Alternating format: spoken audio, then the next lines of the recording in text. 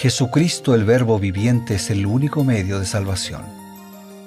Él es el centro del pensamiento de nuestra vida, la fuente y la autoridad de la doctrina. El principal propósito de la vida de Cristo fue la obediencia a los mandamientos, exaltando la ley de Dios como un reflejo de su carácter. El principal mensaje a ser predicado en el mundo, basado en Apocalipsis 14, está representado por 3 ángeles llevando el Evangelio eterno al mundo entero. Este mensaje se basa en los encantos inigualables de Cristo y declara que la hora del juicio ha llegado y llama a obedecer los mandamientos de Dios. Mediante su palabra, Dios ha comunicado a los hombres el conocimiento necesario para la salvación. Las Santas Escrituras deben ser aceptadas como dotadas de autoridad absoluta y como revelación infalible de su voluntad. Y aunque el canon de las Escrituras inspiradas está cerrado, el Espíritu Santo continúa iluminando, amonestando y confortando al pueblo de Dios a través del testimonio de Jesús, el Espíritu de profecía. El camino a la vida se traza a través de un camino angosto que debe ser recorrido con confianza en las promesas que Dios dejó a hombres y mujeres fieles que dedicaron sus vidas hasta la muerte por el Evangelio eterno. Los fundadores de la Iglesia soñaron con el día en que la revelación sería una realidad en sus vidas. Miraron con los ojos de la fe aquel día glorioso cuando finalmente la promesa sería cumplida en la venida magistral de Jesucristo a esta tierra para recompensar a cada uno según sea su obra.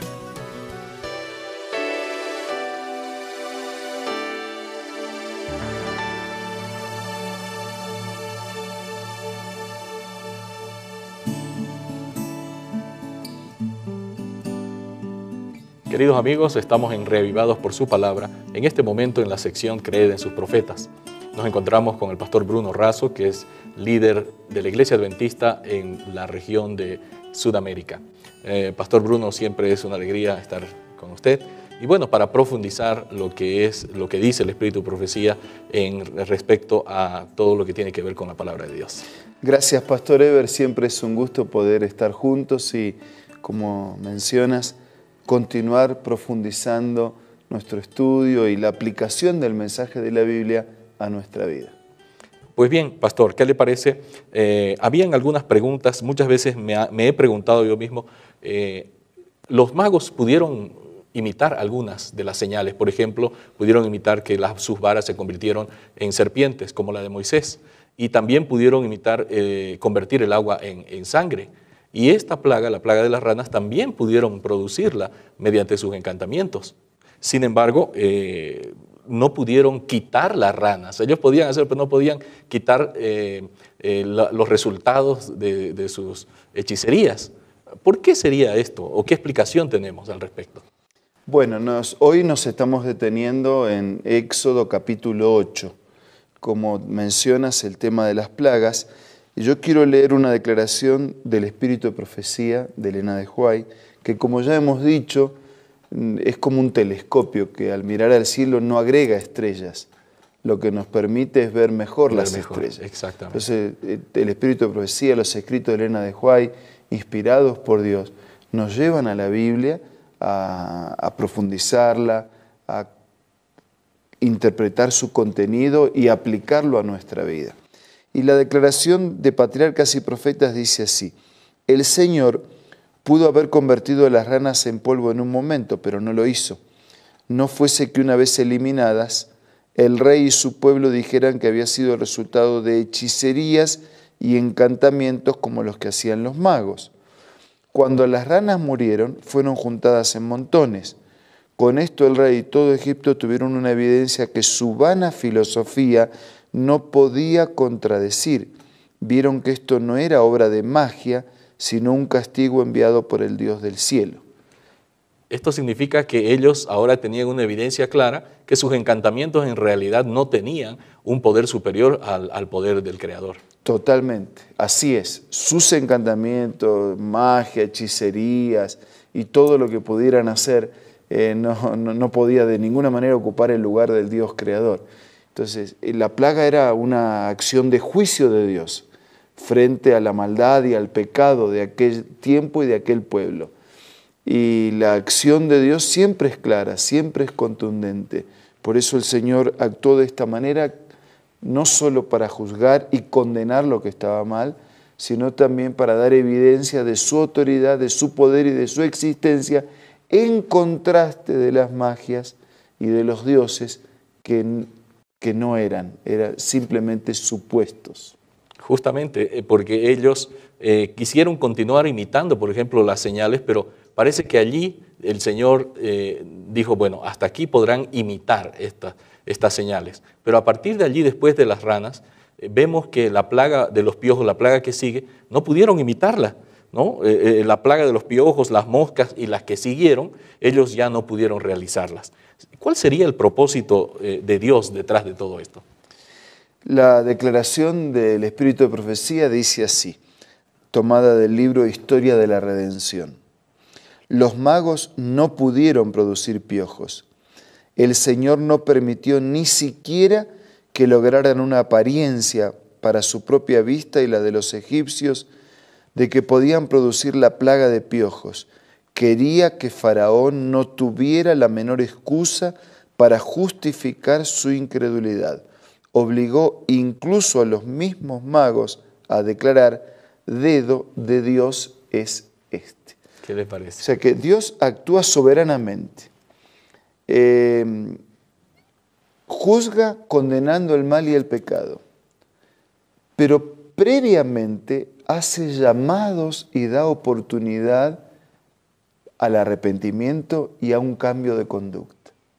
Cuando esto no ocurre, como en este caso, el Señor deja claro también la incredulidad del faraón. Fue su incredulidad la que lo llevó a la ruina. Como habría sido su fe y aceptación de las cosas de Dios lo que lo llevaría a la salvación. Cosa que no ocurrió con él, pero ocurrió con otros. Y lo importante de todo esto no es simplemente repasar la historia. Sin duda. Es ver qué aplicaciones tiene. Claro, San Pablo dice todo lo que está escrito en la Biblia está escrito para nuestra enseñanza. Entonces nosotros también hoy podemos tener la actitud de un faraón que se resiste a creer, que se resiste a ver las evidencias de un Dios creador, que se resiste a escuchar un llamado al arrepentimiento, a un cambio de conducta y a una vida nueva. O podemos tener otra actitud, la actitud de escuchar, la actitud de aceptar, la actitud de creer, de arrepentirnos, de colocarnos en las manos de Dios. Obviamente, de estas elecciones diferentes, también tendremos resultados diferentes. Ahora, hay un detalle que me llama la atención, pastor. Los magos empezaron a reconocer, por lo menos racionalmente, formalmente, que Dios era un Dios soberano, todopoderoso, y que ellos ni siquiera por lejos podían acercarse a lo que Él hacía, ¿no? Reconocieron, dedo de Dios es este. No sabemos si lo estaban haciendo sinceramente, pero lo reconocieron por lo menos racionalmente, ya que sus encantamientos, sus argumentos, su filosofía no podía tener ninguna respuesta. Y ese es un punto también importante, porque no alcanza con un reconocimiento racional de Dios. Bueno, está bien, Él existe, está bien, Él es soberano, está bien, Él es Dios, está bien, Él tiene su autoridad, está bien que cuando habla es bueno que le hagamos caso porque nos hace bien. No alcanza con eso. Hay que aceptarlo como Dios, como Señor, hay que permitir que su consejo y sus orientaciones realmente calen en nuestro corazón y en la práctica de nuestra vida. Entonces, los magos tuvieron una aceptación nominal, simplemente admitieron, pero tampoco alcanza con admitir. No alcanza con negar lo que le pasó al faraón y tampoco alcanza con simplemente admitir. Tenemos que tener una experiencia real de caminar con Dios permanentemente todos los días. Muchas gracias, pastor, por esa importante reflexión. Amigos, enseguida volvemos. Estamos con ustedes revivados con su palabra.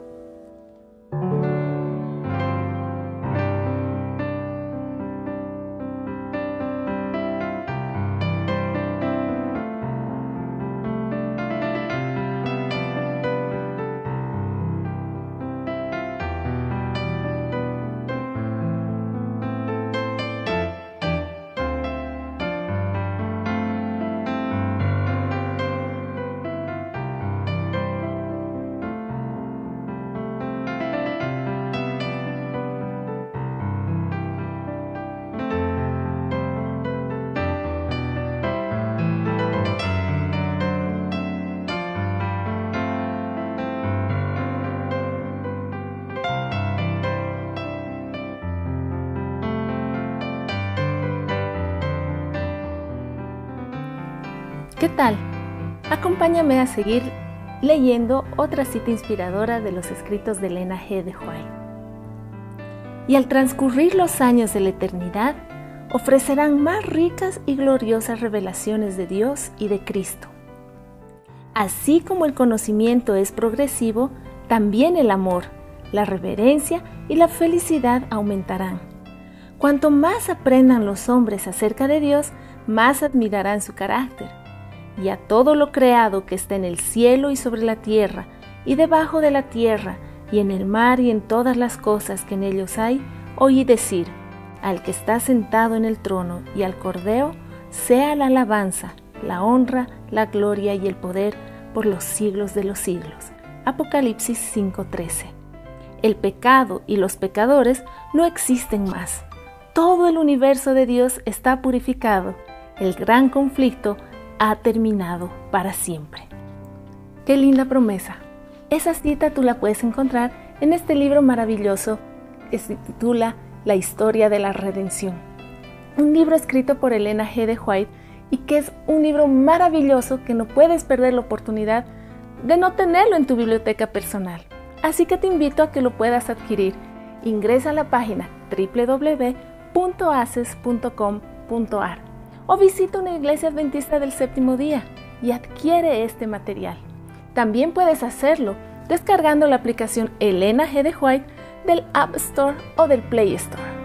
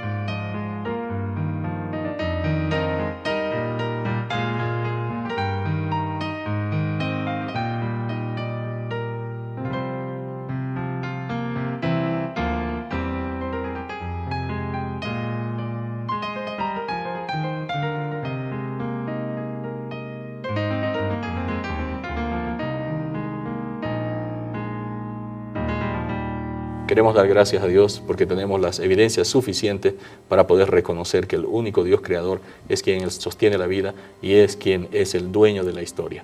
Pastor Bruno, por favor, diríjanos en esta oración. ¿Cómo no? Padre eterno que estás en los cielos, te damos gracias porque no solo eres el creador, sustentador y soberano, sino porque también nos das a través de tus llamados y de las oportunidades que nos concedes nuevas instancias para que frente a las evidencias y frente a tu amor podamos creer, reconocerte como el Señor de nuestra vida y tener una vida diferente. Bendice a todos nuestros amigos y hermanos durante este día y durante todos los días. Te lo pido y te lo agradezco en el nombre de Jesús. Amén. Amén. Queridos amigos, esto es Creed en sus profetas, dentro de Reavivados por su palabra. Mañana continuamos con nuestra reflexión.